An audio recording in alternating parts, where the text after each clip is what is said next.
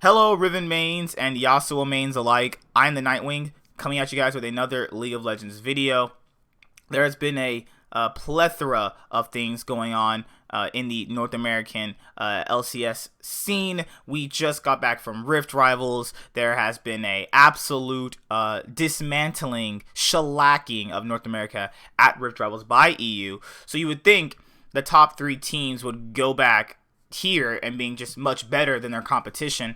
Well, let's kind of see where it's been going first. But let me start with a few of the other teams first, and then I'm going to start with the other teams after a bit. So, yeah, obviously, having a certain tab open for a bit is basically going to have a lot of stuff happen. Like, it's just basically going to just run that stupid ad stuff. I probably should have an ad blocker installed, but right now, that's just not really what it's been like for right now. So, let's go over the North American LCS as it took place this week, returning from Rift Rivals. So, it's really hard to say what's been good or bad, because on one hand, you have teams bouncing back, then on the other hand, you have teams faltering, or you had teams that were kind of maybe on an upswing, and then they're kind of back to where they relatively were, which is odd considering they were just on a hot streak moving forward, and then you would think they would just transition their hot streak into more wins, playing around their strengths, playing around certain team comps that thoroughly flourish out their styles, and I feel like certain teams didn't do that with various specific things, and that's just how we go with a lot of things that involve with League, is that, you want to kind of ride off momentum, and you feel like a lot of players should be riding off of momentum for certain types of, wins that you actually are able to accumulate with a lot of these victories that you get when you're on a hot streak. So, let me start with, wow, I don't really know who to start with that, actually. It's been kind of up and down with a lot of stuff. So, let's start with this. I'll start with Cloud9, right? I'll start with the top teams, and then I'll move toward the bottom. That'll probably make it a lot easier. So Cloud9 start this week with Kuma because Licorice has his wrist injuries. He's pretty much going through what maybe Mickey X had been going through. So I feel like that maybe, this will be just more or less so the similar situation when it comes to Licorice. I feel like that, everybody wants him to get better. We know that he's easily can be one of the best top laners, if not the best in North America, but it just depends on if he's not actually able to play the game because his hand's hurt. Well, that's going to be a lot of, problems that go along with that specifically. So C9 had to sub in Kumo, and they play up against Team Liquid, and with that being said, they play against Team Liquid. Niski this week looked pretty good. He played a lot more a different style of champions than he normally would play. Niski, to me, has always been a pretty decent overall standard mid laner. I don't think he's anything special, as for me being a C9 fan, but I feel like that he could have potential to, challenge for the top threshold of mid laners if he can actually play his game pretty consistent. And he did this week. He played Veigar. We saw him play the Twisted Fate, I guess getting spanked by Fnatic, and G2 and Origin kind of made him look at the mid lane pool a lot differently, and they were probably thinking like, okay, we got to try something different. We got to try new stuff, because if you just constantly keep staying in what you play, constantly staying on what you like, that doesn't really make you better in the long term when you face up against international threats that will actually challenge you in every single position. That's just basically going to hurt you in the long term. So I feel like that him doing these things right now is just overall better, and just going to make him a much better player than what he was previously, which was a pretty decent, serviceable mid laner. But this type of new way that he's been looking at things and playing different champions just makes things better overall for him, to make him a much more of an asset to the team. Overall, everybody played pretty much fine. I don't really think Blabber should be starting anymore over Svenskeren until he, sufficiently learns how to tame himself on stage and play a specific way that really is going to cater toward a team-oriented style for the jungler to actually help flourish out the team.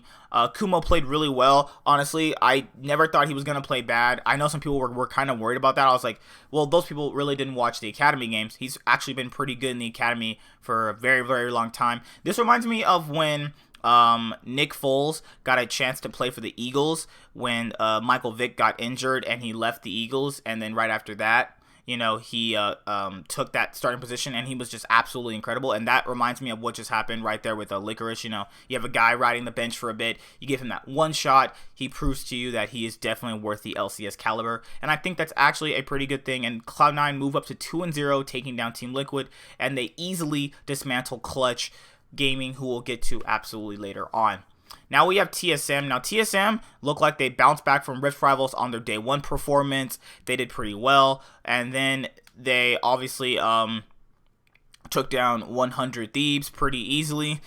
Fake God and Broken Blade drama when Fake God was like on Twitter, was like win lane, win game, and then Broken Blade like clapped back pretty hard, and Broken Blade looked pretty mad, but it's just Twitter drama and stuff like that. It's just memeing from Fake God's part to try and get relevant, because we all know that he's not really relevant right now to a lot of people in terms of the League of Legends competitive scene, in terms of like all the major regions, but it does make things a lot more interesting, because I feel like trash talk is a good thing at certain points in the game, because realistically, so people have to realize that these guys are people, and not all of them like each other, because that's just how people function in general. So that's how those things tend to go with a lot of, that is what is going to happen with a lot of things that happen in life. Not everybody likes each other, and trying to sugarcoat it in a way that people like each other so much just makes it look kind of weird and cringy, which I don't like that. So I'm fine with people trash talking. It's okay with me personally. TSM play a lot to their strengths, but then the next day against CLG, they get absolutely blasted. They haven't lost to CLG in ages, and it just didn't feel like they should have lost that game either.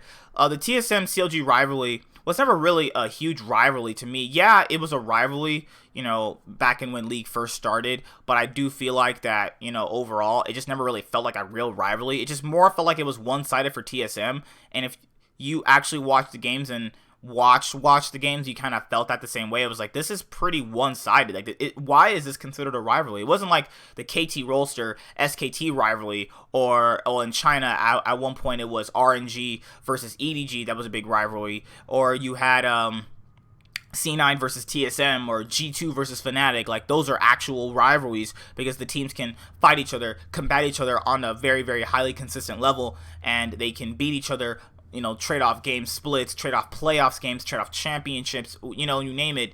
CLG really has never, ever done that. 2015 summer finals, and you have 2016 spring finals. Yeah, but like, those more or less so felt like other teams, fell apart in order for CLG to get there, and it also felt like that other teams for TSM also falling apart helped them get there to their certain positions. But nevertheless, TSM went 1-1 this week. They looked pretty okay. I feel like they learned a lot from their Rift rivals, but then they looked like they just went like 2 steps back in their CLG game.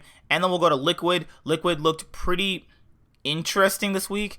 They lost to C9, and they played up against, who did they play? I forgot who they played, but they looked pretty decent overall. Definitely looks like that other teams are challenging them, which is a good thing. You want other teams to challenge them, and a loss to C9 after they just took down G2 is probably like, what in the world is going on here? We just had our Captain America jerseys on. We were representing North America, and these sick food poisoning boys in blue want to take us down, and well, they did. And I feel like that is a good thing overall, because we want to make sure that our top teams are trading games off each other, and we want to see that our bottom teams could possibly do that as well. So that's the top teams. You get to FlyQuest.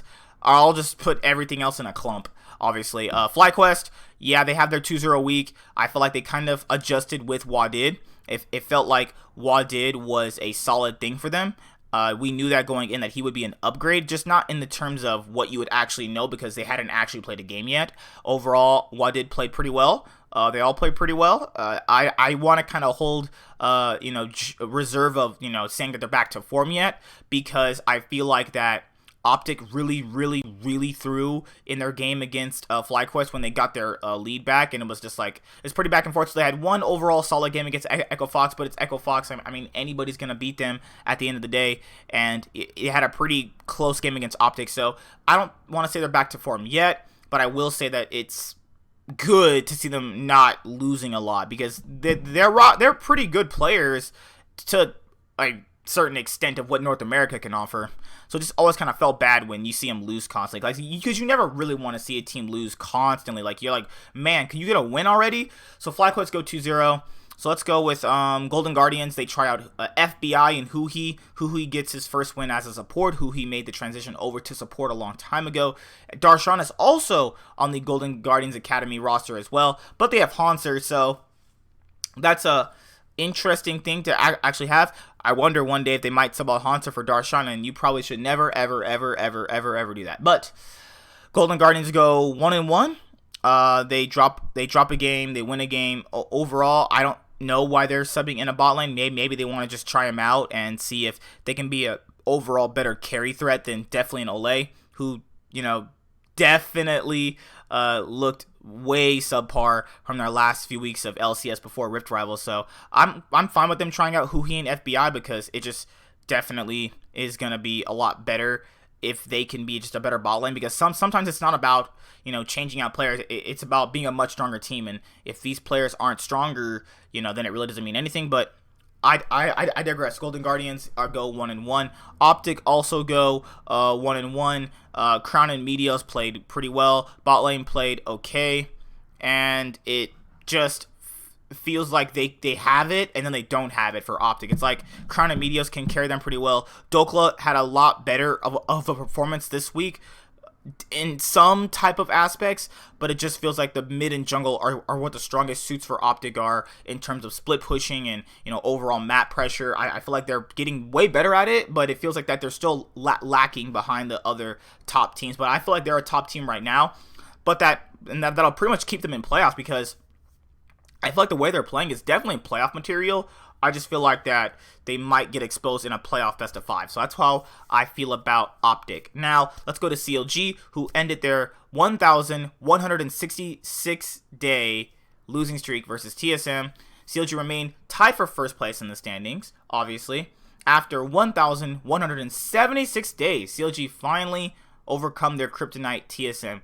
CLG ended their 3-year winless streak against TSM today with a crushing victory to remain tied for first place in the LCS standings. It's just a big relief, and I haven't had a crowd cheer for me like this in such a long time, so it feels pretty awesome, Stixxay said in the post-game interview.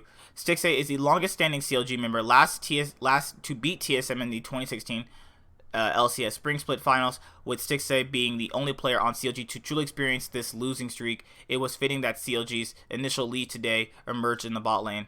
Now, overall for the TSM CLG rivalry, I just don't really think it's that anything big. That seems more like a Riot Force thing than anything at the end of the day.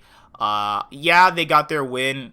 I do feel like that TSM really shouldn't have lost to them anyway, comparatively so how they played on their day 1 performance. Transitioning into this is like, what in the world is TSM doing? But I don't know how serious they're taking this split, the 2 jungler split. CLG overall has looked pretty good. They're all playing pretty well. Wiggly looks like an MVP caliber player right now, so I'm glad that CLG fans can finally have something to root for in their team. Because I know a lot of people were like, man, seeing them struggle this much was super hard. But they're definitely a shell of their former selves. But I think that it's nice to finally have them challenge for these top spots again like they used to. Because before it was, Team Liquid, C9, and TSM, but it was CLG, TSM, and Cloud9. So, it's been a long time coming, but it's finally good to have them move back up. Other teams. The 100 Trash. They go 0-2. They played abysmally. I don't even really know what to say at this point. I just so lost for words, honestly.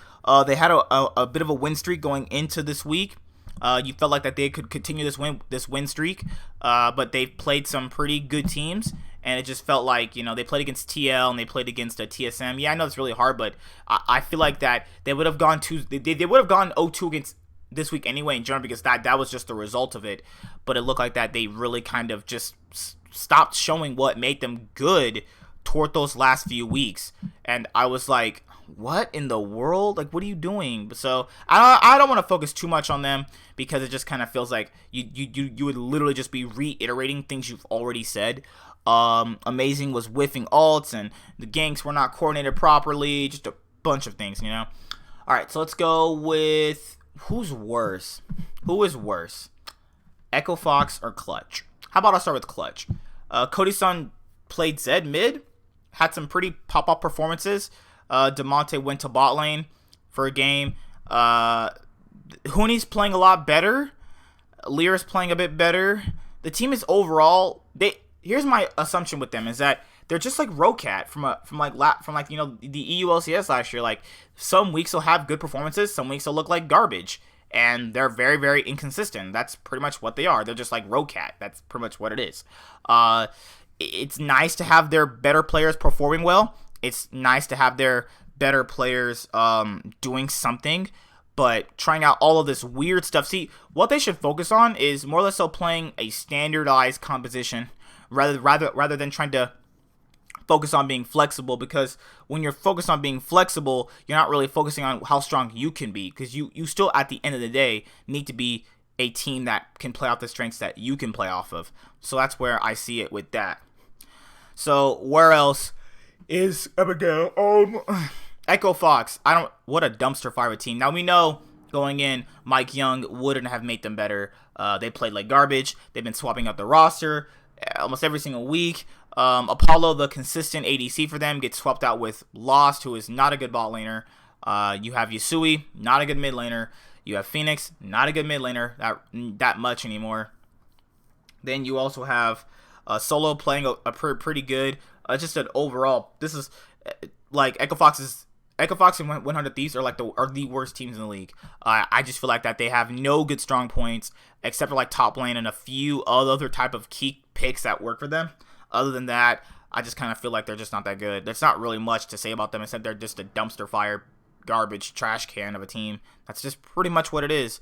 Other than, you know, what else can you really say? They've keep swapping out players. They play Panda. They play Yasui to try and see what roster really works. You know, you try and build up an Oceania player who we've seen perform enough at this point to go like, I don't really know if this guy's going to be that level of an ADC. I just don't see it. And, you know, it's just not working out. But that's the overall, my LCS Week 5. Thoughts and opinions. Let me know what you think about the LCS this week.